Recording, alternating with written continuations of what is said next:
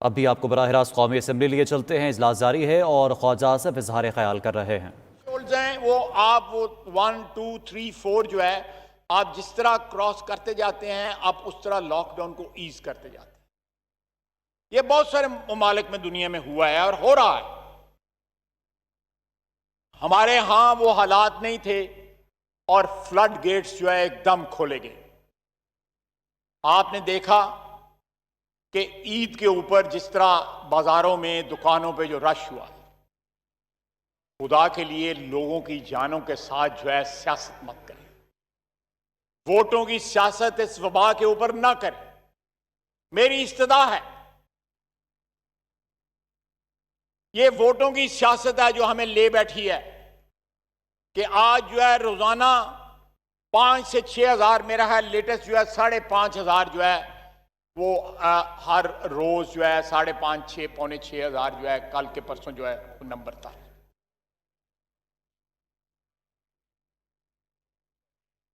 हमारे यहां पे सर्वेलेंस वीक है, ये भी हु कह रहा है, वर्ल्ड हेल्थ ऑर्गेनाइजेशन कह रही है कि हम ट्रैकिंग नहीं कर रहे, ना जाती तौर पे कर रहे हैं ना हुकूमत कर रही है। पाकिस्तान इस वक्त 10 जो हाईएस्ट नंबर है जिन ममालिक का उसमें शामिल है और आहिस्ता आहिस्ता नहायत अफसोस के साथ कहना पड़ता है कि ये इसका नंबर जो है पहले 3-4 में जो है वो जा रहा है। WHO की सजेशन है इस खत में जो 4 दिन पहले लिखा गया कि आप इंटरमिटेंट लॉकडाउन करें, कि लॉकडाउन करें उसके बाद रिलैक्स करें to certain conditions, under certain conditions वो लॉकडाउन जो है रिलैक्स करें, उसके बाद फिर लॉकडाउन करें। सिलेक्टिव लॉकडाउन करें कि जहां पे ज्यादा गुंजान आबादियां हैं और वहां पे कोरोना फैल चुका है वहां पे सिलेक्टिव लॉकडाउन करें, उन इलाकों को सील कर दें। उसके बाद आपको कह रहा है कि 2 हफ्ते करें लॉकडाउन, उसके बाद 2 हफ्ते जो है ये कंपैरेटिवली उसको ईज करें।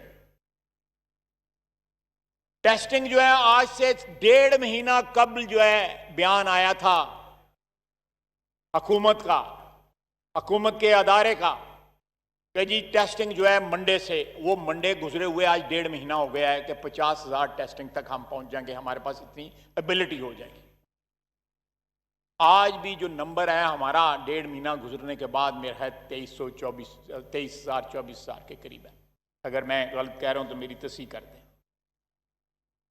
मुझे कल बताया गया कि इस्लामाबाद के सरकारी अस्पतालों में 60 साल से ज्यादा मरीज जो है, उम्र के मरीज जो है, उनको एडमिट करना बंद कर दिया गया, बिकॉज उनका ख्याल है कि ये लोग जो है इनको रिट्रीव करना जो है, इनको शिफा देना जो है वो मुश्किल है। हम कंसंट्रेट करें नौजवान लोगों पे और 60 साल के ऊपर लोग जो हैं उनको राइट ऑफ कर दें, उनको अल्लाह के रहमो करम पे छोड़ दें। वह है तो हर चीज ही उसके रहमो करम पे, अल्लाह ताला की जात पे। यानी मेरी उम्र के लोग जो हैं वो हुकूमत उनको अबैंडन कर रही है इस शहर के अंदर और उनको अल्लाह ताला के रहम, हम आगे भी ये पूरी कौम अल्लाह ताला के रहमो करम पे है, ये हुकूमत के रहमो करम पे नहीं। आपने 18 महीने स्पीकर साहब, जनाब डेप्टी स्पीकर, आज हुकूमती बेंचों वाले, आप भी और भी लोग जो है तन्हाई में सोचते होंगे कि ये क्या हो रहा है, क्या कोई गवर्नेंस नाम की चीज है इस मुल्क में, क्या हुकूमत नाम की कोई चीज है इस मुल्क में, क्या पॉलिसीज हैं इस हुकूमत की। किसी भी फील्ड में ले लें, मैं तो सिर्फ कोरोना की बात कर रहा हूं ना, किसी भी फील्ड में ले लें, कहां पे कोई सक्सेस रेट कहीं भी दिखा दीजिए। दूर दूर तक कामयाबी का कोई नामो निशान नहीं। जनाबे वाला, अगर पीपल्स पार्टी और हमारी क्यादत को अरेस्ट करने से इस मुल्क के मसले हल हो जाते हैं, हमें बताएं किस थाने में जाना है, हम उठ के चले जाते हैं वहां, हमें अरेस्ट कर लें, हमें कैद में डाल दें। जब तक ये मुल्क जो है हमारी कैद में पड़ने से टर्न अराउंड नहीं हो जाता इमरान खान साहब से, तब तक हमें कैद में रखें। हमसे कोई कीमत वसूल कर लें, लेकिन खुदा के लिए कुछ तो काम करें। ये इस किस्म के बयानात तो न दें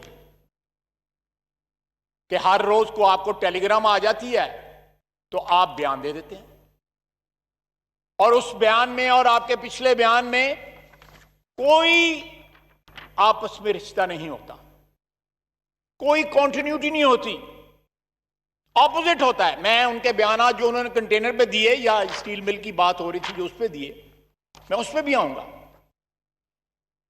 इस वक्त क्राइसिस जो है वो गवर्नेंस का क्राइसिस है। इस वक्त क्राइसिस जो है वो complete lack of administration and governance है। इस वक्त क्राइसिस जो है कि इस हुकूमत की कोई पॉलिसी नहीं है।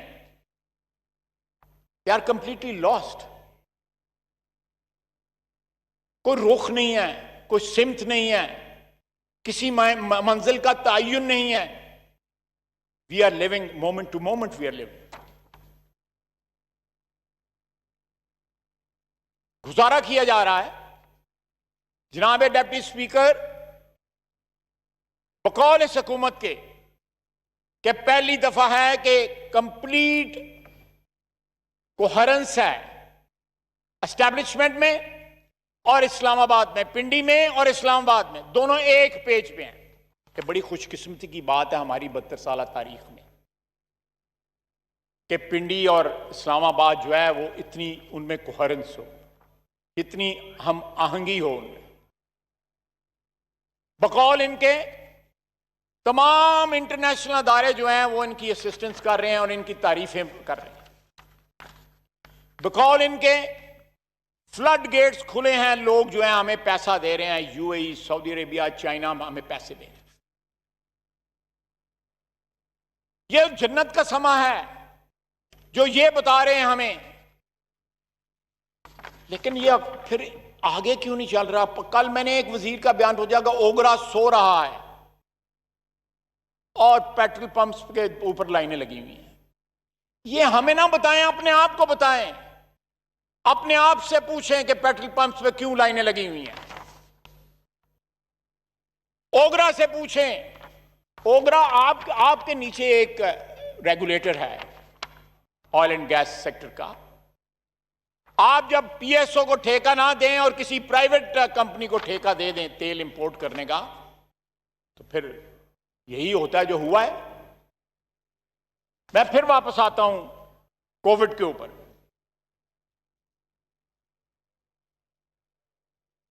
जनाब वाला, कल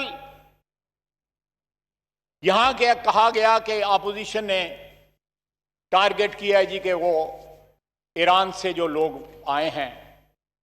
जनाब वाला, हमने टारगेट नहीं किया। रिकॉर्ड पे हैं जफर मिर्जा साहब, आप भी मेरा ख्याल है उस मीटिंग में मौजूद थे। स्पीकर साहब ने वो मीटिंग चेयर की थी रूम नंबर 5 में।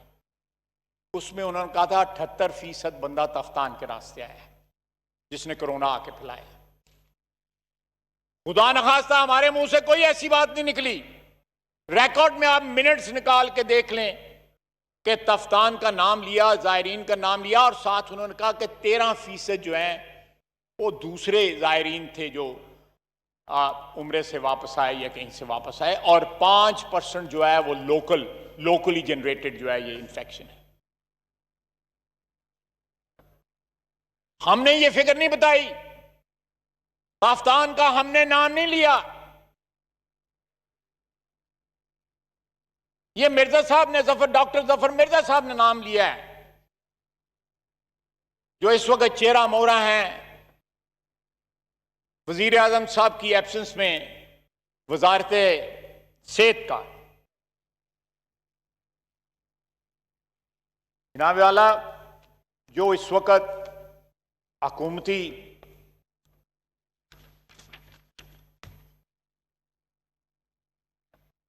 ऑफ द रिकॉर्ड जो बात करते हैं, जिस तरह खजा में पत्ते, अल्लाह ताला से दुआ है कि ये गलत साबित हो कि जिस तरह खजा में पत्ते गिरते हैं इस तरह इंसानी जानें जो हैं इस मुल्क में जाएंगी कोरोना की वजह से। और ये बात अगर आज लोग इनकार करते हैं उससे, मेरे भाई पटेल ने सही कहा कि कोई तरीका ढूंढे कि कोरोना भी पीपल्स पार्टी और पीएमएलएन के जिम्मे लग जाए, कोई तरीका ढूंढे।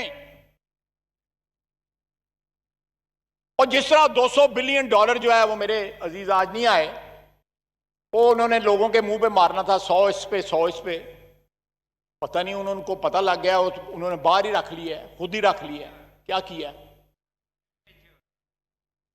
इमेच्योर बड़ा सॉफ्ट वर्ड है यार, कोई और वर्ड इस्तेमाल करो। ये आप इस्तेमाल कर सकते हैं, मेरी अब उम्र नहीं है इस्तेमाल कर। जनाब वाला ये लैक ऑफ गवर्नेंस जो है, मैं फिर रिपीट करूंगा, there is absolutely no governance in this country. हुकूमत नाम की कोई चीज नहीं है। एक सूबा जिसने प्रैक्टिस करने की कोशिश की, आपने उसके खिलाफ महाज खोल लिया। आपने सियासत करनी शुरू कर दी सिंध के साथ, बजाय उसके तकलीद करते उसकी, मुराद अली शाह की। उस बंदे में इतनी गट्स थे, लीड करने की इतनी कैपेसिटी थी कि उसने इनिशिएटिव्स लिए, डिफिकल्ट इनिशिएटिव्स लिए, आपने उसको विलिफाई किया। कल रात एक प्रोग्राम चला, उसमें शाहजेब खानजादा कहता है कि एक सरबराह ने अपनी अना और नासमझी में अवाम को खतरे में डाल दिया। सरबराह कोरोना को फ्लू कहता रहा, ना मास्क पहनता था, ना समाजी फासला रखता था। सूबाई हुकूमतें लॉकडाउन करती थी तो उनके खिलाफ मुहिम चलाता था और लॉकडाउन के खिलाफ जुलूसों में शिरकत करता था। ये इमरान खान साहब की बात नहीं हो रही, ये ब्राजीलियन प्रेसिडेंट की बात हो रही है।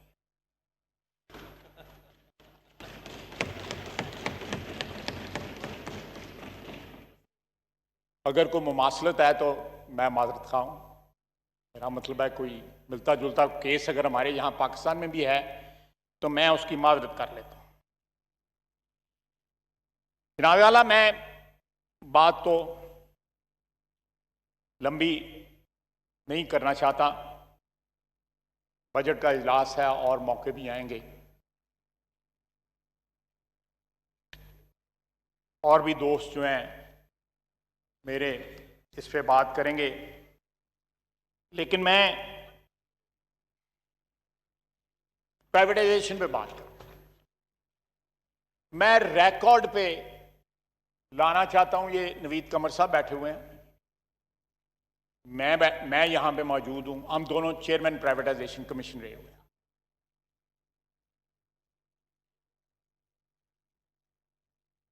और दोनों ने चेयरमैन प्राइवेटाइजेशन कमीशन होने के नाते कैद भी भुगती। नैब 16 नवंबर, नैब ऑर्डिनेंस 16 नवंबर 1999 को लागू हुआ था। एम आई राइट शाह साहब? हम ऑलरेडी कैद थे, हमें उसमें बुक कर लिया गया। हम दोनों ने अपनी पार्टियों को बड़े तरले लिए कि इस कानून में तब्दीली लाई जाए। पीपल्स पार्टी ने ज्यादा किए, हमने कुछ चंद लोगों ने, 2-4 बंदों ने कहा, लेकिन किस्मत में था कि ये कानून जो है जनरल मुशर्रफ का बनाया हुआ। मैं गलतफहमी दूर करना चाहता हूं, ये किसी सियासी जमात की हुकूमत ने नहीं बनाया था।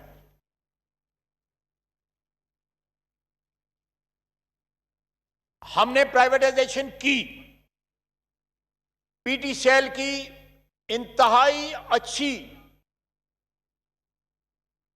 ट्रांजैक्शन जो है हमने उसको स्टार्ट किया, फाइनेंशियल एडवाइजर अपॉइंट किया, ट्रांजैक्शन जो है पीपल्स पार्टी ने की। एम आई राइट? हमने सारे बैंक प्राइवेटाइज किए, जितने बड़े बड़े बैंक हैं इनको हमने प्राइवेटाइज किया। ये बहुत बड़ी ट्रांजैक्शन थी, बैंकिंग इंडस्ट्री को प्राइवेटाइज करना, टेलीकॉम को प्राइवेटाइज करना, बहुत बड़ी ट्रांजैक्शन थी। मेरा ख्याल है पीटीसीएल की $10 बिलियन की ट्रांजैक्शन थी, if I am not wrong. किसी जगह एहतजाज नहीं हुआ। अगर कल कोई समझता था, जो लोग मुकर्रर यहां से आए कि हम प्राइवेटाइजेशन के खिलाफ हैं, हम प्राइवेटाइजेशन के खिलाफ नहीं हैं। स्टील मिल प्राइवेटाइज हुई, जनरल मुशर्रफ के वक्त हुई, उसको रिवर्स सुप्रीम कोर्ट ने किया। मैं आज उस वक्त भी कहा था क्या वो ट्रांजैक्शन जो है सुप्रीम कोर्ट ने रोकी थी कि ये फैसला सही नहीं आया। अगर वो ट्रांजैक्शन उस वक्त हो जाती, चाहे उसमें फ्लॉज थे, तो सब्सिक्वेंट 12 सालों के अंदर वतन अजीज को सैकड़ों अरबों डॉलर का नुकसान, रुपयों का नुकसान ना उठाना पड़ता है।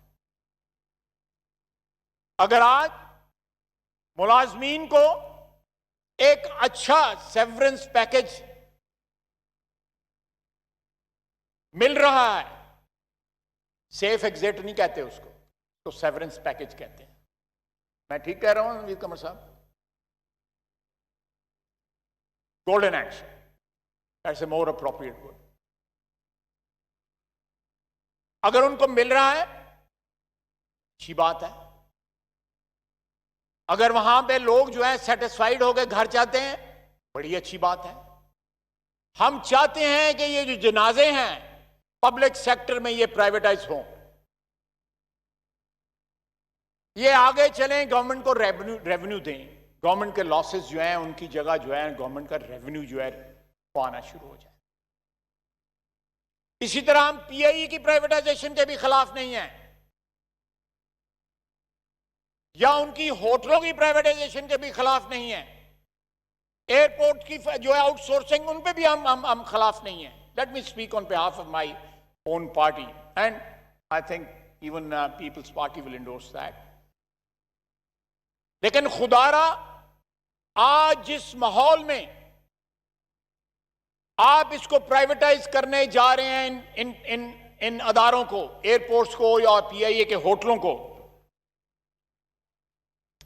कल मेरे भाई गुलाम सरवर खान साहब वजीर जो है एविएशन के, उन्होंने कहा कि एविएशन इंडस्ट्री वर्ल्ड वाइड 350 अरब डॉलर का नुकसान कर चुकी है। एक बहुत बड़ी एयरलाइन हमारे मुल्क में, उनका बहुत ज्यादा ऑपरेशन है, उन्होंने 600 पायलट्स निकाले हैं और 6000 अपने मुलाजमीन टर्मिनेट किए।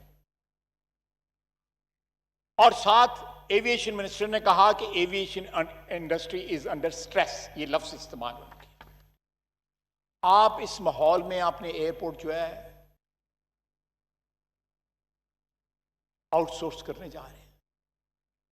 जरूर करें, वेट करें कि 6 महीने साल के बाद मार्केट रिवाइव हो जाए, आप अच्छी मार्केट में अच्छी कीमत ले सकें, अच्छे बायर्स आए। इसी तरह होटलों को आप जरूर लीज पे दें, कोई ट्रांजैक्शन उनकी करें। हम प्राइवेटाइजेशन के, ये मैं रिकॉर्ड पे कहना चाहता हूं, खिलाफ नहीं है, लेकिन जब होटल वीरान हुए हैं